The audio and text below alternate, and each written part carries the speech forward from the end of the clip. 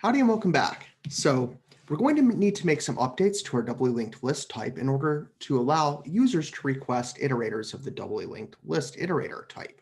What do I mean by this? Well, remember in a previous lesson, we said that we could ask any STL container for an iterator pointing to its first element.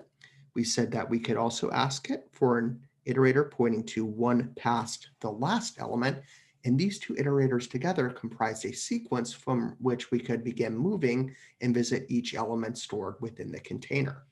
We also introduced this idea of, well, a read-only iterator that would allow us to perform the same traversal, but interact with the data contained within that container in a read-only manner. So cBegin returned a constant iterator, cEnd returned a constant iterator to one past the last element within the container. We did not introduce a constant iterator today. Our iterators have both read and write functionality. So the two behaviors that we will go ahead and implement today are going to be simply begin and end. And we'll do this for our doubly linked list type.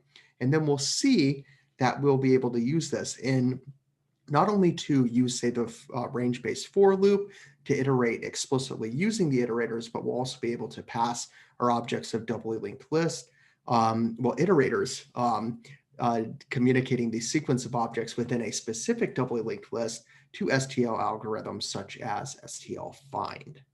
So here's the necessary updates. It's short and sweet. We're going to go ahead and using a declaration here to say that iterator is simply going to be another name. So it's a synonym for doubly linked list iterator of type T. This just makes things a little shorter and sweeter. So anytime you see iterator within this class definition, it's synonymous with doubly linked list iterator type T. So in this case, we can go ahead and define our begin function. It's going to return an iterator. And what are we going to do? Well, we'll go ahead and initialize a new doubly linked list iterator object with the value contained within our doubly linked list head pointer.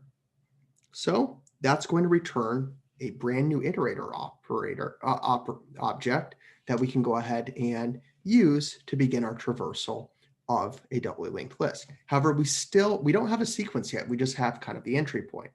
So we're going to also define end, which will return an iterator to one past the last element in our doubly linked list. So we'll return an iterator initialized with the null pointer.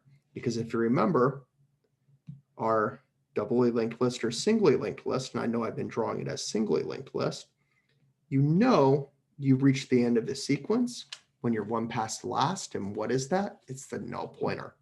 So with all this in mind, we're now able to actually use our iterators to perform a traversal of doubly linked list objects. And we also will have the ability to use standard template library algorithms that accept a forward iterator to operate on our doubly linked list objects. So let's go ahead and get into that. We'll show you how to do it here shortly.